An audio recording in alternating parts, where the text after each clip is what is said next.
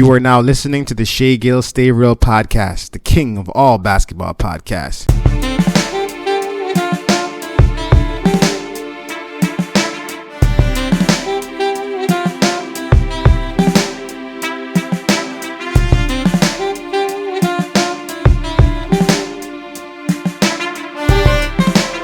First and foremost, let me start this off saying this.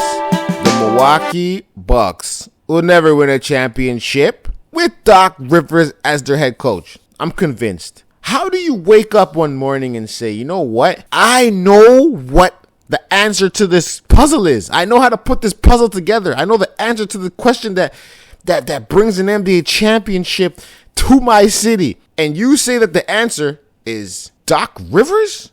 Nah. Doc Rivers? Doc Rivers is a certified 3-1 Game 7 3-time loser. He's on the historic side of history as far as sports goes. He's the only coach to lose 3-1 leads in a 7-game series, and it might even be 4. This year, he's going to top it off and make 4 because this team is not ready. You don't blame the coach for this, man. You don't blame the coach in a situation like this. Your team is 33-15. 33-15.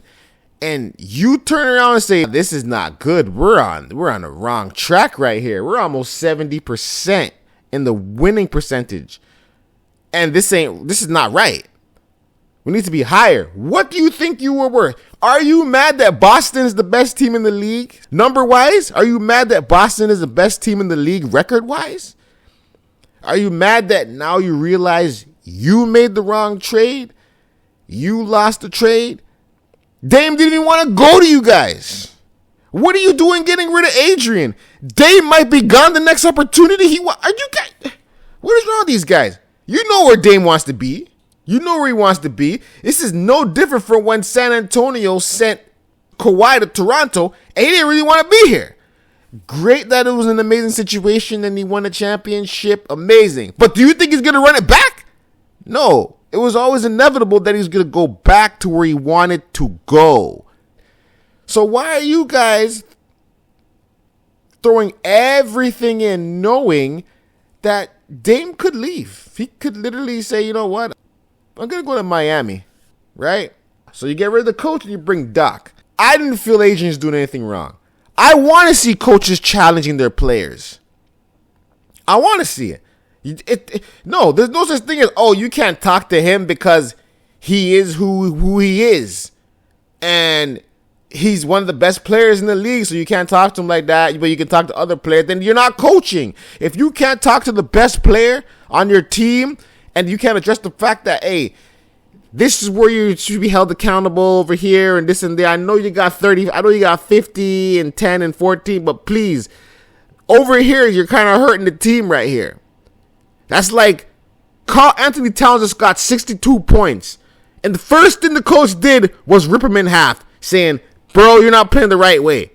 That's coaching. You can't be looking like, oh, man, he dropped 62. I can't say nothing to him. You're getting paid too. If you have something in your head, you better tell him because you are the head coach, right? So you better let them know what you're seeing because sometimes these players don't see what they're doing because they're on the court. They don't see it in third person.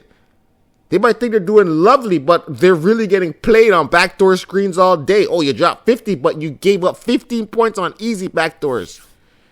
Right? So, your numbers do lie sometimes. They say numbers don't lie. We're up by 50, and I rest everybody. These guys the other team don't rest everybody. We bring in our bench, they keep their starters on. We're up by 50, the game ends up, we end up winning by, let's do something crazy. We end up winning by 2 points. Does that mean that does that mean that was a close game? No. That don't mean it was a close game. You have to watch the game to know what the fuck's going on. Because if you don't watch the game, you're not going to know what's going on. You're just going to see the final score, like, yeah, this guy got that much points. Yeah, he had a good game. No, he didn't. He was hogging the ball, not passing it. Do you see the box score, how much turnovers he had? Okay, so people don't look at the turnovers. You don't look at the turnovers, assist to turnover ratio, then what are you looking at? You don't look at the offense, who won the offense is rebounding, then what are we looking at? Anyway, the two Toronto Raptors coaches / assistant coach, Nick Nurse and Adrian Griffen, I have never seen anything like this. This has got to be history. Two coaches from one coaching staff both leave the respected team, go to a new destination for them to fulfill their coaching needs, and both teams are basically a top 3 team in the league, potentially. Both coaches possess teams that they could both win championships with. Nick Nurse got Philadelphia, Adrian Griffen got Milwaukee, and they both came from the Toronto coaching staff where they won a championship 3 years prior. And you guys part ways with him? Do you not see what Coach Nurse is doing over there in Philly? What will make you say, okay, we're going to leave Adrian? Adrian ain't doing nothing wrong. The fact that Giannis doesn't like his coaching style? Giannis, what do you know about coaching style? Man, listen, just make sure that you are healthy enough to run people over and dunk on them and strong enough to do what you do.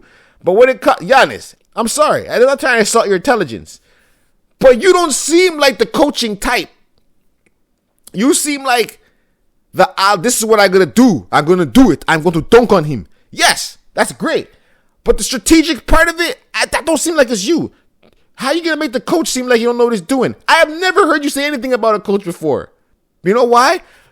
Because the coach wasn't calling you out. The coach knows, shoot, if I mess up with him, I'm gone. But you ain't a coach if that's what you do. Because then you're picking and choosing who to talk to, who to scold and who not to scold. In my humble opinion, we got to wonder why y'all fired Adrian Griffen. You fired Adrian Griffen because you can't beat the Pacers? You lost, what is it, 5 out of 5 games, you lost 4 of them? Are you mad at that? You're not better than the Pacers. You know why you're not better than the Pacers? Because the Pacers have you weak. You know why the Raptors are better than you? Know why the Raptors kept beating you? Because they knew what to do. Okay? They knew what to do. First of all, how are you going to fire Adrian Griffen? This is crazy. Adrian Griffen is the person who came up with the strategy to shut your butt down when you were up 2-0 against the Raptors in 2019 playoffs. Don't you remember you're up 2-0? That we said, Adrian Griffen, that's the same guy who stopped you from winning, bro. We could throw Nick Nurse in there too. He was a head coach, but Adrian Griffen was the assistant coach. And trust me that they worked together tightly. He's the reason why everybody had a strategy on you for building the wall, and you still can't beat that build the wall till today. It's just that some people get all confident and cocky and like, no, we're not gonna build the wall. We're not gonna do that. I.e., Monty Williams over there in Phoenix, then he got fired, right? Because he didn't build the wall. Like, no, we want to play straight up. No, you build the wall against this. Adrian Griffen already made the blueprint.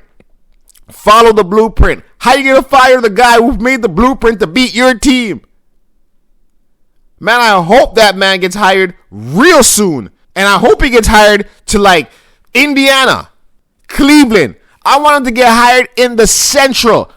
You guys are making so much bad decisions and you just want to sweep it under the rug. Like, no, we didn't make a bad decision. It was horrible that you traded Drew Holiday for a man that didn't want to be on your team. Dame doesn't want to be there. The guy want to be in Miami. You're going to force him to be over there and then get rid of the coach who actually wants to be there? Man, when Dame goes to Miami, I am going to laugh. That's all I'm saying. You guys are not better than Indiana. You don't have shooters like Indiana.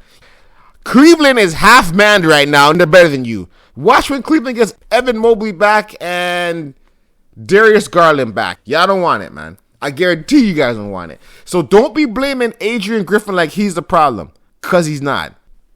You guys have Brook Lopez. He's getting older. As a big man, do I want Brook Lopez or do I want Evan Mobley? I want Evan Mobley. Brook Lopez or Jared Allen to protect the rim. Jared Allen all day. We got Strus to stretch. We got Carriers to stretch. We got Donovan to stretch, man. We got even D-Wade we got to stretch. We got Okoro to shut you down. And your team is 70, you have like a 68% winning percentage. And you guys are mad? it's only going to get tougher from here. It's only going to get harder from here, man. So, in my opinion, yes, they made a horrible decision. I hope Adrian Griffen gets hired in the Central this year so we can just see how bad the decision was that they made. In my opinion, these guys, man, yes, your record is good. Your record is good, but I see the flaws in the game. You guys are not even the best in the Central. That record, leading in the record, regular seasons, whatever. When those playoffs come, I'm not picking you to beat Cleveland if you face each other, and neither am I picking you to beat Indiana. I'm just saying. Like, comment, share, subscribe.